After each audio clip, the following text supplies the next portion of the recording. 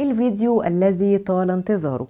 نخلي العيال تسيب الموبايل ازاي؟ بص يا ستي، هو السؤال اصلا كده من البدايه غلط، لان هما مش هيسيبوه. هو السؤال الصح ازاي ننظم استخدام العيال للموبايل. كده بقى ابتدينا نتفاهم. هقولك على 3 حاجات. رقم 1، اللي يقولك امنعيهم عن الموبايل خالص فكك منه، لان ده كلام ملوش اي علاقه بالواقع. لكن ممكن جدا نحدد اوقات للاستخدام، وهي لو الولاد بره هنديهم الموبايل عشان خاطر نطمن عليهم، وفي البيت وقت البريك من المذاكره مفيش مشكله ياخدوه يلعبوا عليه شويه، لكن مفيش موبايل لا قبل النوم ولا وقت الاكل ولا اثناء المذاكره. انا هنا بضرب امثله معاكم وانتوا نظموها بمعرفتكم. رقم 2، الكلام اللي اتقال في النقطه الاولانيه كان بالنسبه للولاد الكبار شويه، يعني من سن 11 سنه وانت طالع. طيب الاطفال الصغيرين اللي من اول سنتين كده نعمل معاهم ايه؟ هو المفروض اصلا ان اللي عمرهم سنتين دول ما يمسكوش موبايل، لكن لو الفاس وقعت في الراس والطفل شاف الموبايل وحبه وتعلق بيه، ساعتها الجهاز اللي تديهوله ما يكونش واصل على الانترنت، وما يكونش عليه تطبيق ينفع يشوف فيه فيديوهات من اختياره هو.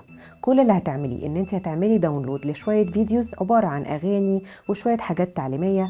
اما بالنسبة للجيمز، ممكن جدا تكون لعب بتنشط الذاكرة، ممكن تكون بتعلمه حروف وارقام جديدة، وهو ده يكون مصدر الترفيه بالنسبة له على الموبايل. رقم 3، زي ما بتاخدي من الطفل مصدر ترفيه متجدد وحلو كده زي الموبايل، حاولي دايما ان انت تديله حاجه بداله. دايما هتبقي عارفه انت ممكن تشغلي وقت طفلك بايه، وده بتحدديه انت على حسب اهتماماته. هو بيحب يرسم، بيحب يلون، بيحب مثلا يعمل اشكال بالصلصال، بيحب يعمل اللي هي المشغولات اليدويه بتاعه البنات اللي هي بيجيبوا خرز وبيركبوه في بعض. شوفي اي حاجه ممكن يكونوا بيحبوها ويشغلوا بيها وقتهم وساعديهم بيها. ولازم سواء كانوا ولادكم كبار او صغيرين، لازم تبقوا عارفين المحتوى اللي ولادكم بيتعرضوا ليه عامل ازاي. شاركوني واكتبوا لي في الكومنتس عن تجربتكم، ازاي عرفتوا تنظموا استخدام ولادكم للموبايل.